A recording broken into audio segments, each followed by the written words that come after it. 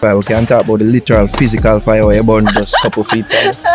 Our situation there with Khaled go viral. And we learned that it was a business issue. Honestly, there's no business issue with burning the plaque with Khaled. I haven't been in the realms of like searching out any business issue. The whole principle about it was that I can't see my name.